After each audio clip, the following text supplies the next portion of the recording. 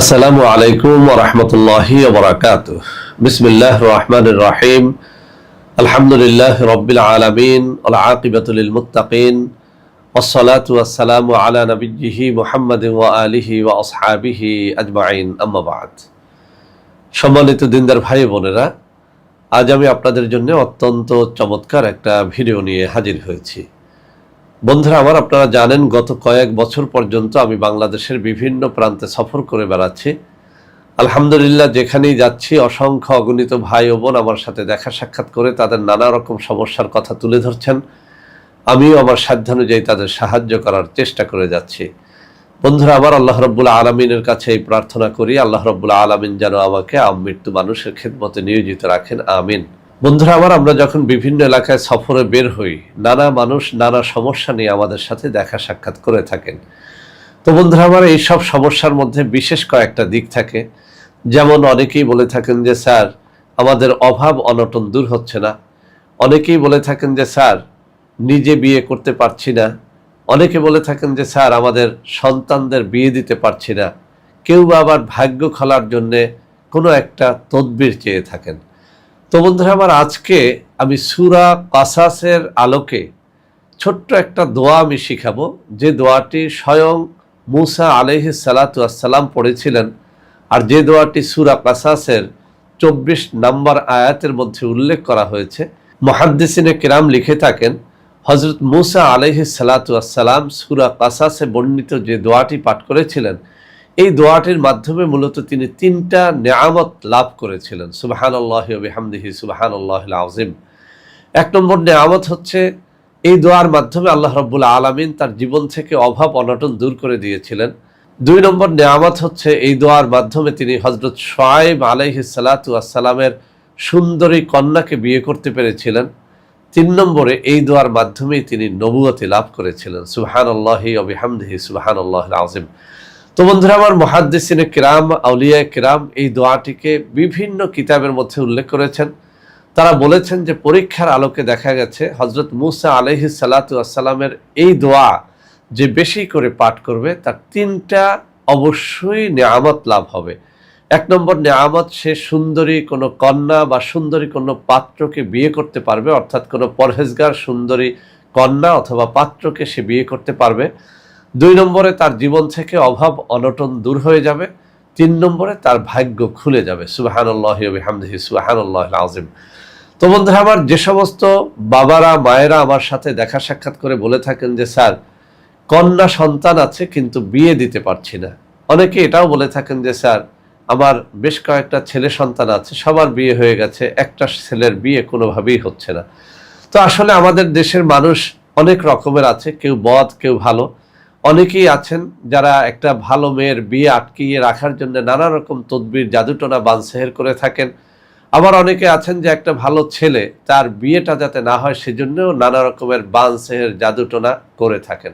তো যে কারণেই আপনার সন্তানের বিয়ে বন্ধ হোক না কেন, আমি আজকে যে দোয়াটি শিখিয়ে দিব, এই দোয়াটি যদি কোনো পাত্র বা পাত্রী বেশি করে পাঠ করে, সে অবশ্যই কোনো একটা ভালো পাত্রী অথবা ভালো পাত্র খুঁজে পাবে, অর্থাৎ আল্লাহ রাব্বুল আলামিন মেহেরবানি করে তার বিয়ের ব্যবস্থা করে দেবেন। 2 নম্বরে, যাদের অভাব অনটন লেগেই থাকে, কোনোভাবেই অভাব অনটন দূর হয় না, তাদের জন্য আজকের এই দোয়াটি অত্যন্ত কার্যকরী। অভাব অনটন দূর করার নিয়তে যারা এই দোয়াটি বেশি করে পাঠ করবেন, তাদের জীবনে অভাব থাকবে না ইনশাআল্লাহ।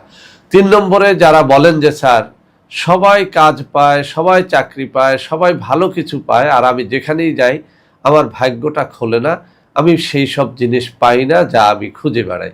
তো এরকম যারা আছেন, ভাগ্য নিয়ে খুব দুশ্চিন্তার মধ্যে আছেন, তাদেরকেও বলবো, আল্লাহ রাব্বুল আলামিনের পবিত্র কুরআনুল কারীমের সূরা কাসাসে বর্ণিত মূসা আলাইহিস সালাতু ওয়াসসালাম পঠিত এই দোয়াখানা বেশি করে পাঠ করলে আপনার ভাগ্য খুলে যাবে। তো এই জিনিসগুলো আমি কিন্তু পরীক্ষার আলোকে বলছি। এই দোয়াটি যে সমস্ত পাত্র পাত্রীদেরকে শিখিয়েছি, তারা পাঠ করে বলেছেন যে স্যার, আলহামদুলিল্লাহ আমাদের বিয়ে হয়ে গেছে। ওই সব অভাবী মানুষ যারা বারবার আমার কাছে ধর্ণা দিতেন, তাদেরকে যখন এই দোয়াটি শেখালাম, অনেকেই বলেছেন যে স্যার, আলহামদুলিল্লাহ আমাদের অভাব অনটন থেকে আমরা মুক্তি পেয়ে গেছি। অনেকেই বলতেন যে স্যার, চাকরি হয় না, যেখানেই যাই সেখানেই অন্ধকার দেখি, ভাগ্য খোলে না। তাদেরকেও শিখিয়েছি, আলহামদুলিল্লাহ অনেকেই বলেছেন ভাগ্য খুলে গেছে।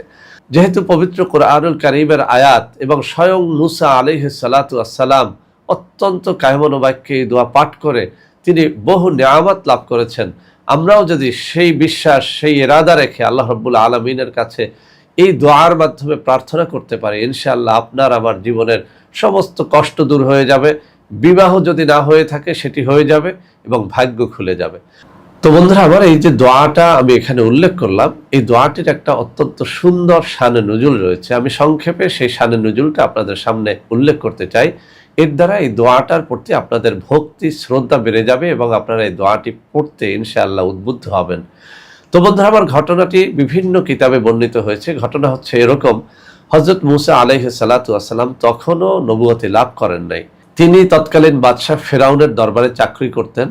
তো তিনি একবার অত্যন্ত রাগান্বিত হয়ে ফেরাউনের এক কর্মচারীর গালে খুব জোরে একটা চড় মারেন, সাথে সাথেই কর্মচারীটি ওখানে মৃত্যুবরণ করে। তো এই ঘটনার পর হযরত মুসা আলাইহিস সালাতু ওয়াসসালাম অত্যন্ত ভীত হয়ে ফেরাউনের দরবার ত্যাগ করেন এবং মাদায়েন শহরের উদ্দেশ্যে যাত্রা করেন। তো হযরত মুসা আলাইহিস সালাতু ওয়াসসালাম যখন যাত্রা করেন তার হাতে কিছুই ছিল না, একেবারে কপর্দক শূন্য অবস্থায় তিনি যাত্রা করেন। তো মাদায়েন শহরে যখন তিনি প্রবেশ করেন, তিনি দেখতে পান একটা কূপের নিকট কিছু মানুষ ভিড় করছে, তাদের জীব জন্তুকে সেখানে পানি পান করাচ্ছে। তো বিশ্রামের জন্য হযরত মুসা আলাইহিস সালাতু ওয়াসসালাম কূপের পাশে একটা গাছের ছায়ায় বসে পড়েন। তিনি লক্ষ্য করলেন অদূরেই দুটো মেয়ে একেবারে জড়সড় হয়ে বসে আছে, তাদের সাথেও কিছু জীবজন্তু আছে, কিন্তু তারা কোনোভাবেই ভিড় ঠেলে জ্যাম ঠেলে পানি পান করানোর সুযোগ পাচ্ছে না। হযরত মুসা আলাইহিস সালাতু ওয়াসসালাম তাদের কাছে গেলেন, বিনীতভাবে বললেন যে বালিকারা, তোমরা কেন তোমাদের জীবজন্তুদের পানি পান করাচ্ছ না? বালিকারা অত্যন্ত বিনীতভাবে বলল যে ভাই, আমরা হযরত শুআয়ব আলাইহিস সালাতু ওয়াসসালামের কন্যা, আমরা তো পর্দা করি, আমরা কিভাবে ওই সব লোকদের ঠেলে ওখানে গিয়ে পানি পান করাবো? তো হযরত মুসা আলাইহিস সালাতু ওয়াসসালাম বালিকাদের কাছ থেকে তাদের জীবজন্তুগুলো নিয়ে নিলেন এবং অত্যন্ত যত্ন সহকারে ওই জীবজন্তুগুলোকে পানি পান করালেন। এরপরে হযরত মুসা আলাইহিস সালাতু ওয়াসসালাম গাছের ছায়ায় বসে বসে এই দোয়া চোখের পানি ফেলে পাঠ করতে থাকলেন। রব্বি ইন্নী লিমা আনজালতা ইলাইয়া মিন খায়রিন ফাকির, রব্বি ইন্নী লিমা আনজালতা ইলাইয়া মিন খায়রিন ফাকির। অর্থাৎ, হে আমার প্রভু, তুমি দয়া করে আমার প্রতি যে অনুগ্রহ নাজিল করবে, আমি সেই অনুগ্রহের মুখাপেক্ষী। সুবহানাল্লাহি ওয়া বিহামদিহি সুবহানাল্লাহিল আযীম। তো আল্লাহ রাব্বুল আলামিনের কাছে এই দোয়া এত বেশি প্রিয় হলো, তার জীবন থেকে অভাব চলে গেল। 2 নম্বর হলো, একসময় শুআয়ব আলাইহিস সালাম খুশি হয়ে তার একটা কন্যাকে মুসা আলাইহিস সালামের সাথে বিয়ে দিয়ে দিলেন। 3 নম্বরে, কিছুদিন পরে হযরত মুসা আলাইহিস সালাতু ওয়াসসালাম নবুয়তি পেয়ে গেলেন। তো বন্ধুরা, আমরা এই জন্যই বলেছি, যাদের জীবনে খুব দুঃখ কষ্ট বেশি আছে, যারা সুন্দরী কন্যা বিয়ে করতে চান, সুন্দর পরহেজগার একটা ছেলেকে বিয়ে করতে চান, তারা যেন এই দোয়াটা বেশি করে পড়েন। আর তারাও যেন বেশি করে পড়েন যাদের জীবনে দুঃখ কষ্ট লেগেই আছে, অভাব অনটন লেগেই আছে, ভাগ্য খোলে না, তারাও যেন এই দোয়াটা বেশি করে পড়েন। তো বন্ধুরা আমার, আমি এখন সেই দোয়াটি আপনাদেরকে তেলাওয়াত করে শোনাবো। আপনারা একটু মনোযোগের সাথে শুনে শুনে এটা মুখস্থ করে নেবেন। যদিও আমি এখানে অর্থসহ উচ্চারণ দিয়ে দেব, তারপরেও আমি বিনত আরজ করব, আপনারা যারা পাঠ করবেন তারা যেন অবশ্যই আমার তেলাওয়াতখানা শুনে শুনে তারপরে মুখস্থ করে নেন। কেননা পবিত্র কোরআনুল কারীম আরবিতে বর্ণিত হয়েছে, এই আরবি উচ্চারণ বাংলায় সঠিকভাবে হয় না। সেজন্য আমি যে তেলাওয়াত করব, আমি যেহেতু হাফেজে কোরআন, শুদ্ধভাবে তেলাওয়াত করার চেষ্টা করব। আপনারা শুনে শুনে আয়াতখানা তেলাওয়াত শিখবেন এবং আমি যে 3টি সমস্যার কথা উল্লেখ করলাম, এই 3টি সমস্যার কোনো একটা সমস্যা বা কোনো 2টা সমস্যা বা এই 3টা সমস্যা যাদের জীবনে রয়েছে, তারা যেন নির্ধারিত নিয়মে এই দোয়াটি বেশি করে পাঠ করেন। তো পাঠ করার আগে আমি আপনাদেরকে কয়েকটা শর্তের কথা উল্লেখ করে দিচ্ছি। অবশ্যই আপনি যেন নামাজি, রোজাদার, পরহেজগার ব্যক্তি হন। কোনো কোরআনী আমল কোনো ফাসেক ফুজ্জার যদি করে, আসলে তার দ্বারা এর সুফল পাওয়া যায় না। 2 নম্বরে, আপনি যেন নেশাখোর না হন। পবিত্র মুখে পবিত্র দিলে যখন এটি পড়বেন তখন অবশ্যই এই দোয়া কবুল হবে। 3 নম্বরে, আপনাকে আমি রিকোয়েস্ট করব, আপনি যেন ভোর রাত্রে 2 রাকাত তাহাজ্জুদের নামাজ পড়ে এই দোয়াটি পাঠ করেন, তাহলে নিঃসন্দেহে বলা যায় আমরা ওই 3টি নিয়ামত অবশ্যই লাভ করতে পারবো। তো বন্ধুরা আমার, দোয়াটি অনেক কিতাবের মধ্যে এভাবে বর্ণিত হয়েছে যে দৈনিক 5 ওয়াক্ত নামাজের পরে 100 বার, কোন কোন কিতাবের মধ্যে বলা হয়েছে দৈনিক ওযু সহকারে 121 বার, কোন কোন কিতাবের মধ্যে বলা হয়েছে তাহাজ্জুদ নামাজের পরে 500 বার এই দোয়াটি পাঠ করতে হবে। তো বন্ধুরা আমার, আপনারা যে নিয়তেই পাঠ করেন না কেন, এই 3টে নিয়মের যে কোনো একটা নিয়ম ফলো করে এই দোয়াটি যেন আপনারা পাঠ করেন। তো বন্ধুরা আমার, দোয়াটি পাঠ করার শুরুতে কয়েকবার দুরূদ শরীফ পাঠ করে নেবেন, শেষে কয়েকবার দুরূদ শরীফ পাঠ করবেন এবং দোয়াটি এমনভাবে পাঠ করবেন যেন আল্লাহ রাব্বুল আলামিনকে আপনি সচক্ষে দেখতেছেন, আপনি নিজেকে আল্লাহ রাব্বুল আলামিনের সামনে হাজির জেনে এরপরে দোয়াটি এমনভাবে পাঠ করবেন যেন দোয়াটি কবুল হয়ে যায়। অর্থাৎ আপনি হৃদয় খুলে দোয়াটি পাঠ করবেন, চোখের পানি ফেলে দোয়াটি পাঠ করবেন। আমি বিশ্বাস করি ইনশাআল্লাহ এই দোয়ার মাধ্যমে আমি যে 3টি নিয়ামতের কথা বলেছি অবশ্যই আপনারা তা পেয়ে যাবেন। তো বন্ধুরা আমার, দোয়াটির শুরুতে একবার বিসমিল্লাহ পাঠ করে নেবেন, 100 বার পড়েন আর 500 বার পড়েন, প্রতিবার বিসমিল্লাহ পাঠের প্রয়োজন হবে না। তো বন্ধুরা আমার, আমি দোয়াটি পাঠ করছি। দোয়াটি এসেছে পবিত্র কোরআনুল কারীমের সূরা কাসাসের 24 নম্বর আয়াতে।